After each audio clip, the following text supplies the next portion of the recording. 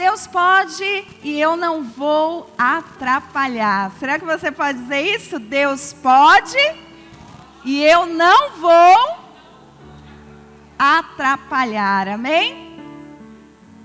A gente para pensar que Deus, Ele pode todas as coisas. Ele é o Deus do impossível. Ele é o Deus maravilhoso, amém?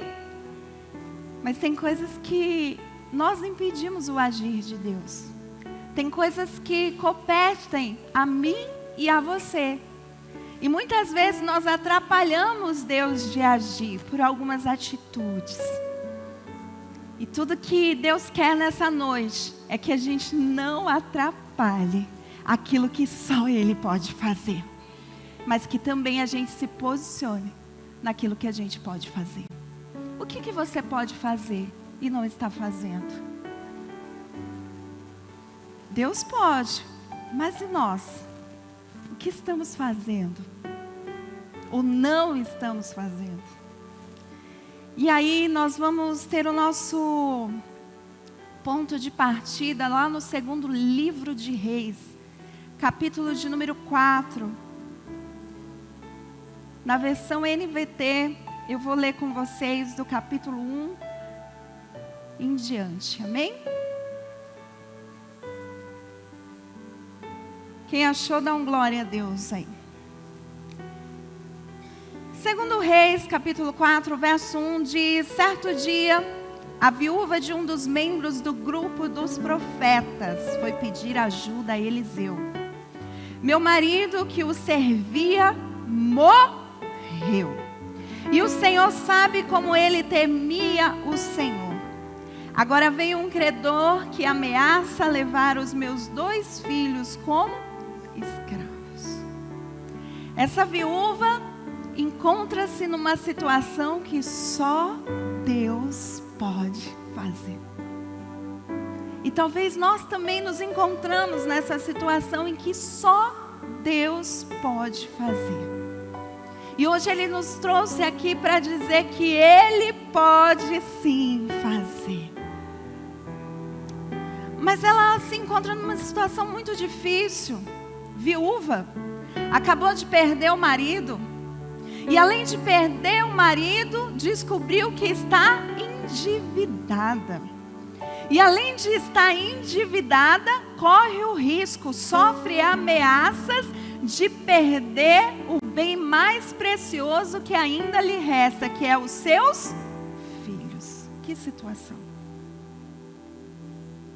Que situação dessa viúva. Mas ela nos ensina tanto, e nessa noite nós vamos aprender tanto com ela, porque muitas vezes nós vamos nos encontrar como ela, em situações assim, em que só Deus pode fazer na nossa vida. Mas nós também precisamos entender que nos encontrar nessa situação é o ponto de partida para o nosso milagre, mas também é o ponto de partida para a gente ter atitude que não vamos atrapalhar Deus de agir. É o tema da mensagem de hoje. Mas aí o versículo de número 2 vai dizer: o que posso fazer para ajudá-la? Perguntou Eliseu. Diga-me o que você tem em casa. E ela simplesmente respondeu: não tenho nada, exceto uma vasilha de azeite. Respondeu ela. O tópico de número 1 vai dizer: eu não atrapalho quando reconheço o que tenho. Repare que no momento da dor, nós temos a tendência de não enxergar aquilo que temos. A gente olha com os olhos da dor. A gente começa a usar o óculos dos maus olhos, de Mateus capítulo 6, verso 22, que diz: se os teus olhos forem bons, mas se os teus olhos forem maus. No momento da dor, a gente tem dificuldade de enxergar com bons olhos, porque está doendo, porque nós estamos passando por uma situação difícil, uma situação que nos tirou o chão, e essa viúva encontra-se nessa situação, uma situação em que só Deus pode fazer. E aí quando ela fala com o profeta, e o profeta pergunta para ela: o que você tem? A primeira coisa que ela responde é: eu não tenho nada. Mas aí o tópico de número 2 vai dizer algo que a gente precisa despertar. Eu não atrapalho quando eu reconheço o que eu tenho. É triste, mas ao mesmo tempo chega a ser um pouco engraçado. Eu espero que vocês me entendam nessa colocação. Mas se você for num determinado lugar de miséria, de pobreza, você vai entender o que eu estou falando. Você chega naquela família ou naquela casa, diante daquela situação difícil, e aí você vê aquelas pessoas murmurando, dizendo: eu não tenho nada. Mas aí num dia chuvoso como esse, nós vemos muitas tempestades por causa da chuva, muitos desabamentos, muitas situações difíceis. E aí de repente a pessoa perde tudo, mas não tinha nada. E agora perdeu tudo? Como assim? Ei, nós não podemos atrapalhar Deus com essa mentalidade de pobreza, de miséria. Que mentalidade é essa? Que diante de coisas que eu tenho, eu sempre reconheço que eu não tenho. E muitas vezes nós estamos atrapalhando o agir de Deus, porque quando era para a gente agradecer, a gente está dizendo: não tenho, não tenho, não tenho, não tenho. E aí será necessário perder tudo para reconhecer que temos alguma coisa? Porque essa pessoa que diz que não tem nada, quando perde, diz que perdeu tudo. Será que vamos ter que passar pela situação de perder tudo para reconhecer que eu não posso atrapalhar Deus, mas eu preciso agradecer pelo que eu tenho? Essa viúva não tinha mais um marido, mas ela ainda tinha uma casa. Essa viúva não tinha mais o marido, mas ainda tinha os seus filhos.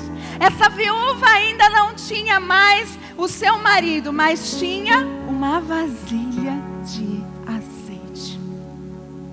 Mas ela também tinha dívidas, e talvez tudo que você tenha nessa noite seja dívidas, mas você tem alguma coisa para apresentar ao Deus vivo e tornar num milagre na sua vida. O milagre começa dentro de casa, onde nós olhamos e reconhecemos que eu não posso atrapalhar Deus, mas eu tenho que agradecer por tudo aquilo que Ele já começou na minha vida, na minha casa, na minha família.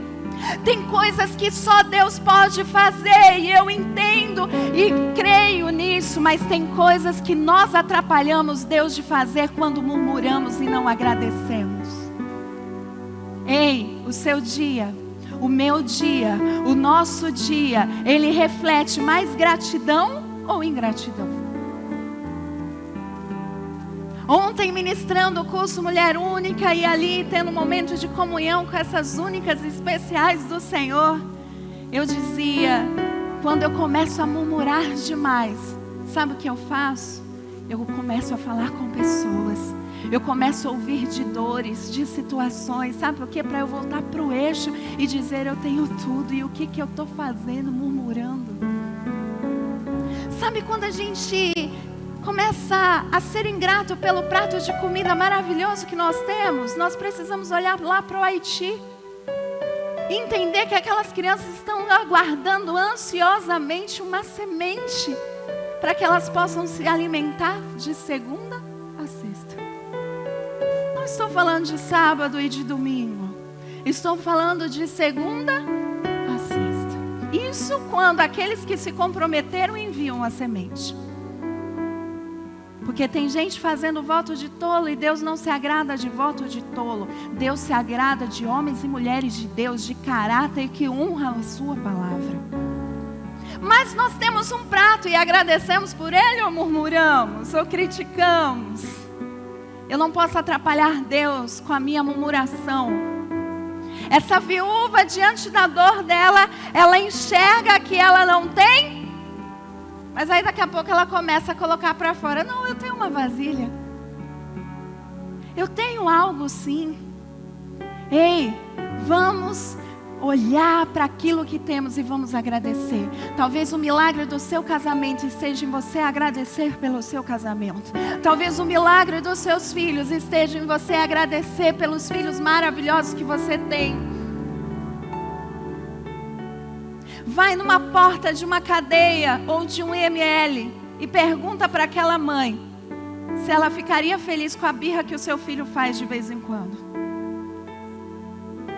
Que às vezes é algo tão simples. Que a gente possa despertar como igreja, amém? Que a gente possa se livrar dessa mentalidade que eu não tenho nada enquanto eu tenho tudo. Às vezes não temos coisas, às vezes não temos aquilo que tanto almejamos ou desejamos, mas nós temos o principal, que é uma família que Deus nos deu, um Deus poderoso. Aquilo que o dinheiro não pode comprar. Porque aquilo que o dinheiro pode comprar, a gente pode trabalhar e ter. Mas se o dinheiro acabar, aquilo continua sendo precioso para nós. O dinheiro acabou, mas os filhos é preciosos para ela. Ela não quer que o credor leve. Ela não quer que os filhos se percam no meio da dor. Ela não quer ser arrancada dos seus filhos. O dinheiro não paga isso. E aí, nós vamos aprender um grande segredo, uma chave tão simples, mas que muitas vezes não é praticada na nossa vida. E a chave, ela tem algo tão especial para nós, porque uma chave tão pequena abre a porta, abre a fechadura, que muitas vezes nós não conseguimos enxergar do nosso próximo milagre. E tem chaves que Deus vai entregar para mim e para você, que nós precisamos utilizar para abrir portas para a nossa vida. E a primeira chave que Deus quer entregar nessa noite para nós está no versículo de número 3, que diz: Então Eliseu disse: Tome emprestadas muitas vasilhas de seus amigos e vizinhos, quantas conseguir.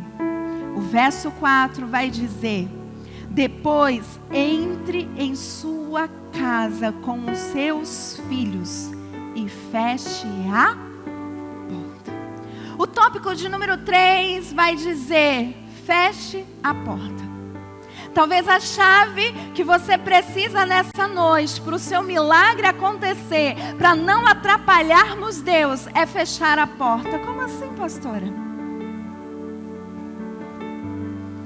Essa mulher tem vizinhos, tem vasilhas, tem um azeite para o milagre acontecer, tem direção de Deus, tem palavra profética.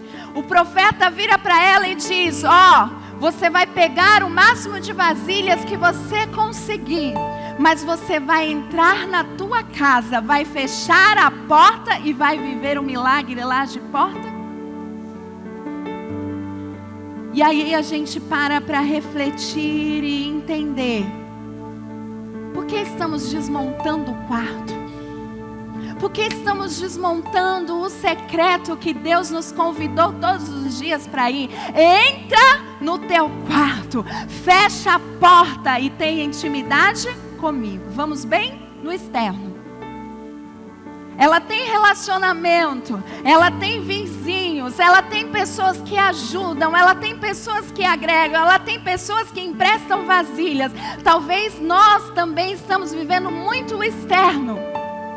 Temos uma igreja, temos amigos, temos a Cida que ora por nós, as irmãs da intercessão, aquela amiga, aquele amigo.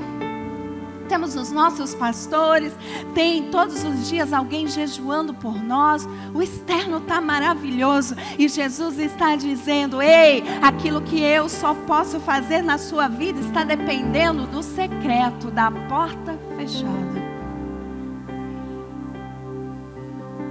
Tem gente que não consegue mais fechar a porta, já desmontou o quarto. Deus está dizendo para você: monta o quarto do teu secreto, fecha a porta, porque os maiores milagres da nossa vida acontecem no secreto. Não foi no externo que aconteceu o milagre dessa viúva, foi no interno. foi na porta fechada. E aí eu te pergunto, qual é essa porta fechada, pastora? Para cada um a porta fechada vai ser de um jeito. Tem aquele que a porta fechada vai ser no seu carro, sozinho, quando você vai para o teu trabalho. E Deus está te convidando para você não fazer somente um percurso, mas você fazer um caminho de intimidade e entrega com Ele até o seu trabalho. Talvez a porta fechada seja como a porta do nosso pastor. Uma porta de corrida, onde ele se retira de tudo e vai cuidar do seu físico, mas no momento em que ele está cuidando do físico dele lá correndo, ele está com a porta fechada adorando ao Senhor. Talvez a porta fechada de muitos vai ser no silêncio da madrugada, quando a casa, todo mundo está em silêncio, estão dormindo. Ei, qual é a porta? Qual é o secreto? Qual é o teu quarto? Talvez o teu quarto seja o banho. Por muito tempo da minha vida, quando eu era solteira, a privacidade que eu tinha era quando estava tomando banho. E Deus é tão maravilhoso que um dia eu orando e buscando a face dele no meu momento ali, eu fui batizada com o Espírito Santo. Não tem a ver com o lugar, mas tem a ver com a entrega. Tem a ver com fechar a porta e dizer: Deus, tem coisas que só o Senhor pode fazer, mas agora sou eu e o Senhor, e eu não vou atrapalhar o que o Senhor tem para mim. Mas talvez a porta fechada de muitos seja o culto ao Senhor. Quantos estão escancarando a porta das desculpas, dizendo: pastora, sabe o que é? Eu tenho que comprar a minha roupa de Natal. E o único dia que eu vou comprar a minha roupa de Natal vai ser na quarta-feira, o dia do culto. Mas nós temos culto 2 vezes por quarta e domingo. E onde fica a tua segunda? Aonde fica a tua terça, a tua quinta, a tua sexta e o teu sábado?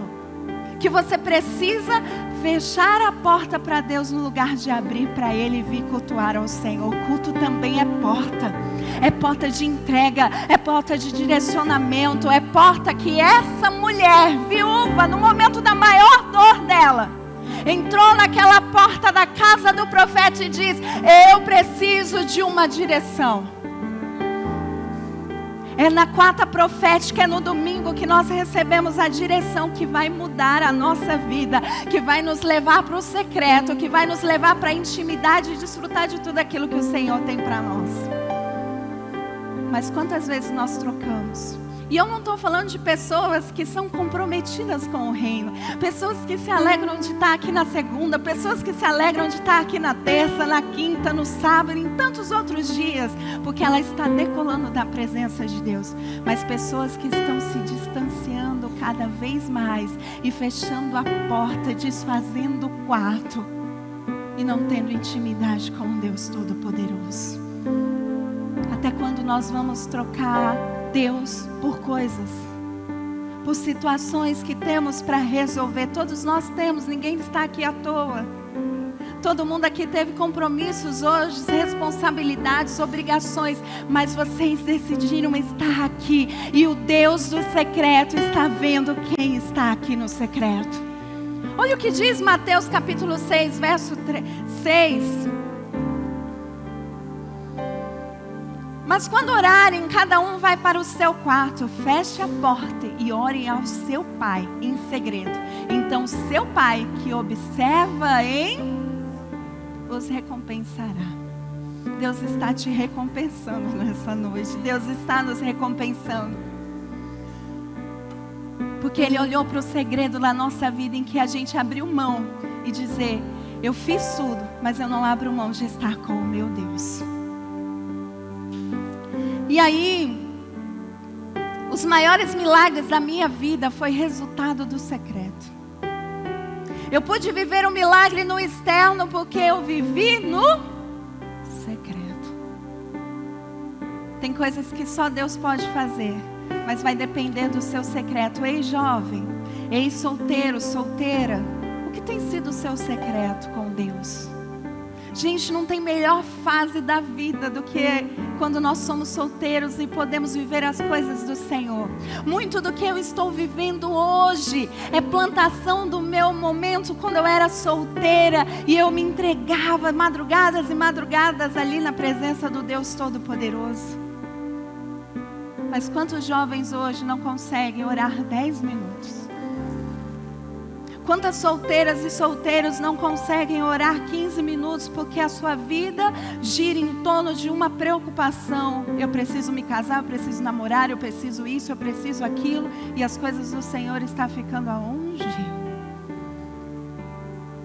Porque o casado cuide das coisas de casado. E aí a gente casa, tem família, mas nós precisamos se desdobrar para encontrar um momento de secreto. Mas o solteiro tem mais facilidade. Ei, você está plantando como Deus te pediu para plantar? Tem coisas que só Deus pode fazer. E um dia, lavando o banheiro da igreja, adorando a Ele, exaltando a Ele, eu chamei a atenção de um grande homem de Deus, que está sentado aqui na primeira fileira. Lindo, te amo. No meu secreto, naquele banheiro, lavando.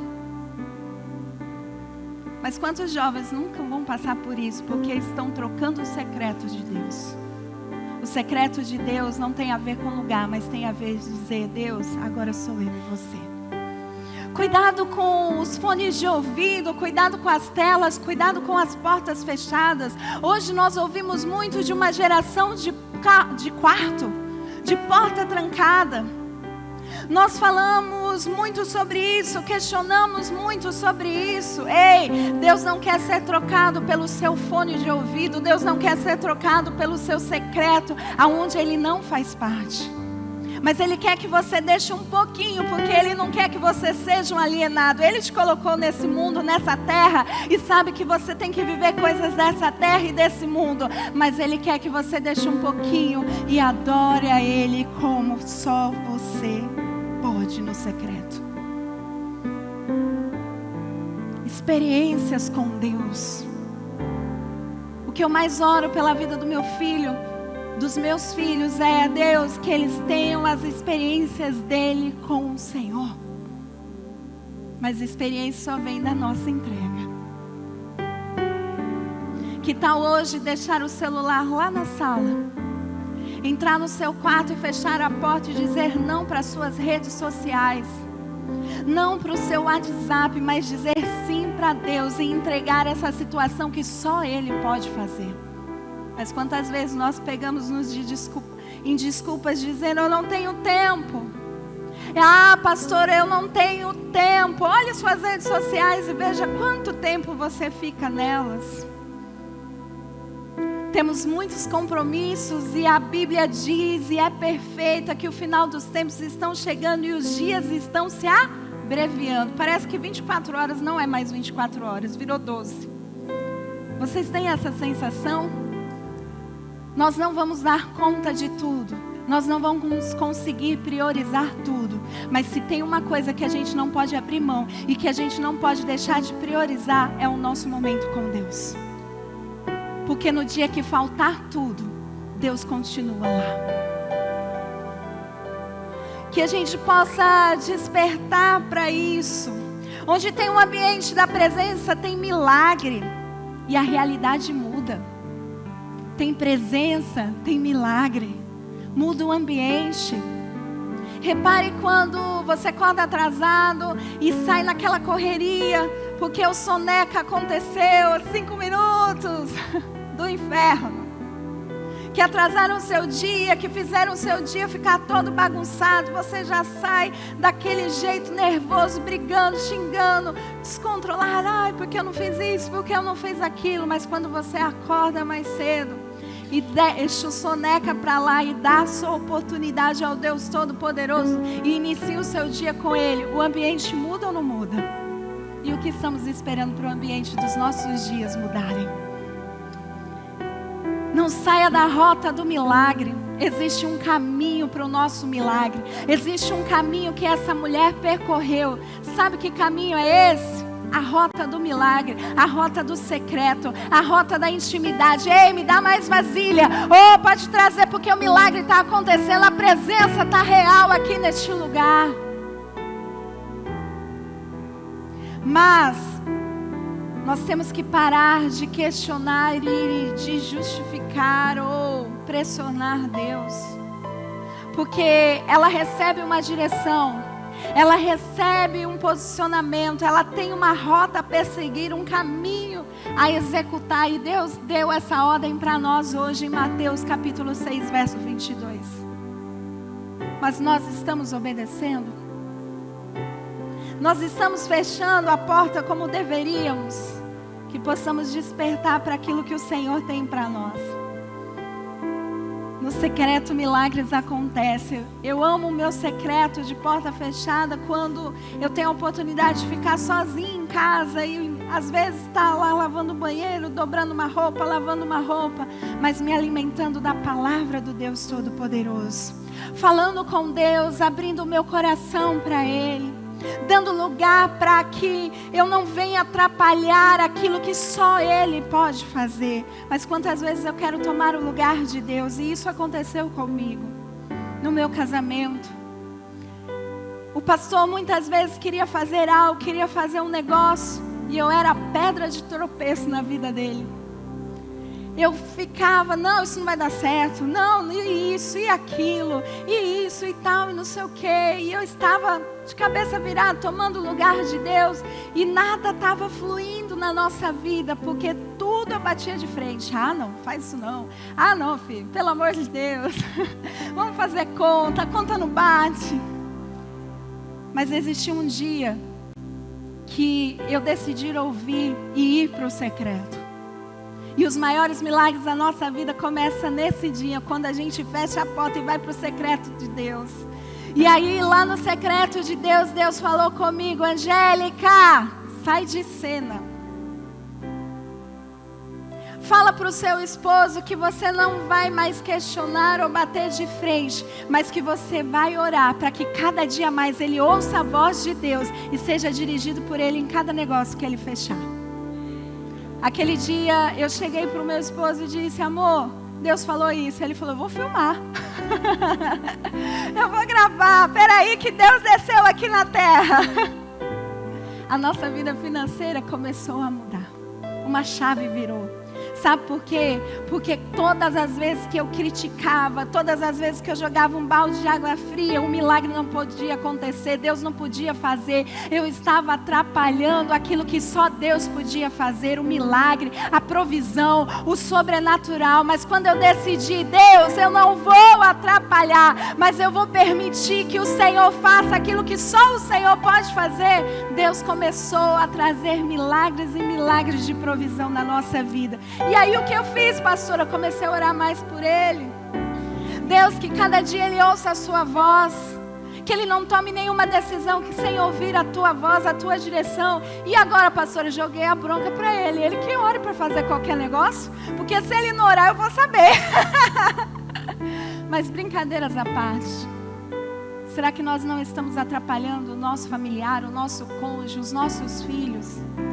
Será que a gente não está atrapalhando Deus de agir, de operar o milagre, de trazer a provisão, porque nós queremos fazer aquilo que só Deus pode fazer? Não somos nós, é Ele que pode, é Ele que opera milagres, é Ele que opera maravilhas, provisões sobre nós. Vamos dar lugar para esse Deus. Vamos dar lugar para esse encerramento desse mês. Dizer: Deus, eu não vou mais te atrapalhar, mas eu vou dar lugar para o Senhor fazer aquilo que só o Senhor pode. Vamos orar mais. Experimente trocar as suas preocupações por orações. Sabe aquela preocupação que eu tinha? Você acha que eu não penso ainda? Será que as tentações não vêm na minha mente? Vem. Meu Deus, será que meu esposo está fazendo o negócio certo? Será que ele está ouvindo a voz de Deus? Todas as vezes que essas preocupações vêm à minha mente, e vem a sua também de algumas situações, troque por orações. Orações pode produzir milagres. Preocupação por preocupação só faz a gente ficar doente. a gastrite. É ou não é? É o cabelo que cai. Mas quando a gente troca preocupações por orações, os milagres começam a acontecer na nossa vida. Está na hora de trocar as suas preocupações por orações, amém? E aí o verso de número 5 diz: a viúva seguiu as instruções de Eliseu. Seus filhos traziam vasilhas e elas as Tópico 4, eu não atrapalho quando eu obedeço. Quantas vezes nós estamos atrapalhando o agir de Deus porque a gente simplesmente decidiu não obedecer? Deus deu uma direção, Deus deu uma instrução. E aí o que eu faço? Pego a instrução e a direção de Deus e falo: dá licença que agora eu vou entrar em cena. Eu sei o que eu tenho que fazer, mas eu decido não fazer, eu decido desobedecer. Ei, eu não atrapalho Deus quando eu obedeço. Se Ele deu a direção, se Ele deu a rota do milagre, não questione. Sabe por quê? Não é pelo que a gente vê, mas é pelo que a gente ouve e recebe dEle que a gente vive o milagre. Porque se aquela mulher parasse para olhar com os olhos naturais, ela nunca ia enxergar o milagre. Mas ela decidiu ouvir através do profeta a voz de Deus, a direção de Deus. Ei, Deus opera quando nós decidimos ouvir e obedecer a voz. Não é pelo que vemos. Tem hora que a gente não vai ver nada. Tem hora que a gente não vai enxergar nada. Tem hora que a gente não vai ver solução alguma. Tem hora que a gente não vai ver milagre algum. Mas se a gente decidir ouvir e obedecer, o milagre certamente acontecerá na nossa vida. Ela não estava vendo nada, mas ela decidiu não atrapalhar. Ela decidiu obedecer. Talvez você não esteja vendo nada. Talvez você não esteja enxergando nada. Talvez nada na sua frente esteja sendo pintado como um quadro de milagre. Mas se você decidir ouvir a voz dele e obedecer, você não atrapalha ele naquilo que só ele pode fazer. Eu não atrapalho quando eu obedeço. O verso de número 6 vai dizer: logo todas estavam cheias até a borda. Traga mais uma vasilha, disse ela a um dos filhos. Acabaram as vasilhas, respondeu ele, e o azeite parou de... Gente, essa mulher vai e recebe uma instrução. Ela vai até o profeta na maior dor da vida dela, dizendo: ó, eu perdi tudo, estou a ponto de perder o resto que ainda tenho. E esse profeta dá uma direção para ela: vai, pega com os teus vizinhos vasilhas, entra na tua casa, fecha a porta e viva o milagre que Deus tem para você. Quantos de nós obedeceríamos? Quantos de nós não pararíamos naquela vizinha que emprestou a maior vasilha e começaríamos a murmurar, a chorar, a dizer: eu não sei o que eu vou fazer da minha vida? Quantos de nós pararíamos no primeiro vizinho, no segundo, no terceiro, no quarto? Ei, será que você não está parando em algum vizinho? Será que você não está parando em algum amigo? Será que você não está parando em alguma provisão do seu cheque especial? Será que você não está parando aonde Deus não mandou você parar? Deus mandou apenas só pegar e ir para casa e fechar a porta. Mas quantas vezes nós paramos aonde não era para parar? Ei, quando a gente sai da rota da obediência, a desobediência só leva a gente a perder. Só perder. É melhor obedecer do que... Mas quantas vezes estamos sacrificando por não obedecer? Eu não atrapalho Deus naquilo que só Ele pode fazer quando eu obedeço. O que Deus está pedindo para mim e para você obedecer? É um tempo de espera? Ei, o tempo de espera é o melhor tempo que nós podemos viver no secreto, na intimidade, dos maiores milagres da nossa vida. Mas quantos estão desobedecendo e dizendo: ei, Senhor, já deu, né? E aí o verso de número 7 vai dizer: quando ela contou ao homem de Deus o que havia acontecido, ele lhe disse: agora venda o azeite, pague as suas. Você e os seus filhos poderão viver do que? O próximo tópico vai dizer: eu não atrapalho quando eu coloco tudo em. Existia uma dívida, o milagre aconteceu, o sobrenatural do Senhor veio sobre a vida daquela viúva. E agora? Agora ela precisa colocar a casa em ordem, agora ela precisa pagar as dívidas, agora ela precisa entender do que sobrou, ela vai viver o resto da sua vida. O milagre aconteceu, ela se tornou a maior empresária de azeite daquela época. O milagre aconteceu sobre a vida dela. Aconteceu ou não aconteceu? Mas quantas vezes o milagre também acontece na nossa vida, de uma provisão, de uma resposta, de uma direção de Deus. E o que nós fazemos depois do milagre? Deixa a vida me levar? Continua do mesmo jeito? Não coloco em ordem? Continua a mesma bagunça? Ezequias recebe uma notícia de morte, vira para a parede, chora desesperadamente e Deus o abençoa com mais 15 anos de vida. E o que ele faz depois do milagre? Nada. Porque nós, se formos ler a Bíblia, nós vamos ver que a bagunça continuou. Deus me curou da minha coluna, para a glória de Deus. Mas o que eu fiz depois da cura? Nada. Deixa a vida me levar. Vamos continuar sedentária. Não vamos continuar fazendo nada. Para quê? Para eu perder o meu milagre e dizer: Deus não fez nada? Não. Ah, pastora, Deus me livrou de uma crise terrível de cólica renal. Quem já teve cólica renal sabe do que eu estou falando. Ok? Deus trouxe uma provisão de uma cura. E depois disso, você está bebendo água? Você está se cuidando? Você mudou a sua alimentação? Tirou o pozinho? Tirou aquelas coisas que não fazem parte da alimentação? O salgadinho? O condimento que faz formar essas pedrinhas no teu rim?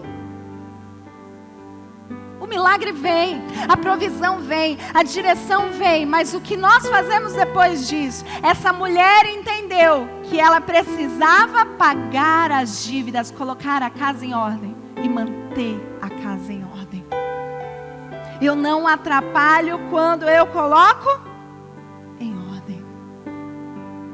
Deus tem feito muitas coisas na nossa vida. Sabe aquela provisão financeira? Sabe aquele milagre financeiro que Deus proveu sobre a sua vida? Você colocou as coisas em ordem? Ou você disse: oba, vamos para o shopping gastar tudo. Vamos curtir a vida porque a provisão de Deus veio. E eu vou orar de novo e Deus vai enviar a provisão. Ele só vai enviar de novo quando Ele entender que nós estamos valorizando aquilo que Ele faz na nossa vida. Ele manda de novo sim. Porque quando nós compartilhamos um testemunho, nós estamos dizendo e dando autoridade a Deus de fazer de novo na nossa vida e na vida de outros irmãos. Mas o milagre da multiplicação só continua acontecendo na nossa vida quando eu decido não atrapalhar e colocar tudo em ordem. Mas quantas palavras temos recebido aqui deste altar? Ei, senta, calcula, coloca no papel, organiza, põe a tua casa em ordem. E o que eu faço? Entra mês, sai mês, não sei o que acontece. Deus não está provendo. Será que Ele não está provendo ou eu estou gastando mais do que eu ganho? Não sei. Uma certa ocasião, eu e o pastor sentamos para um aconselhamento. E aquela pessoa murmurando, reclamando e dizendo, não, porque eu não recebo isso, e porque isso, e porque aquilo. E aí o pastor pegou uma folha em branco e começou a anotar, mostrar. E a pessoa olhou e falou assim, não é possível. Que eu recebi tudo isso. Recebeu. Mas a bagunça não te permitiu enxergar o milagre como deveria. Ei, Deus está dizendo, não atrapalhe aquilo que só eu posso fazer. Mas para isso, você vai precisar colocar a casa em ordem. Ei, o que você precisa colocar em ordem? O seu tempo com Deus, coloque. Séries e mais séries não te leva a mais intimidade com Deus. Mas encontrar um equilíbrio entre assistir a série e ter um tempo com Deus te leva a viver uma vida feliz e desfrutar do milagre que Ele tem para você. Equilíbrio é o que Deus tem para nós. Amém?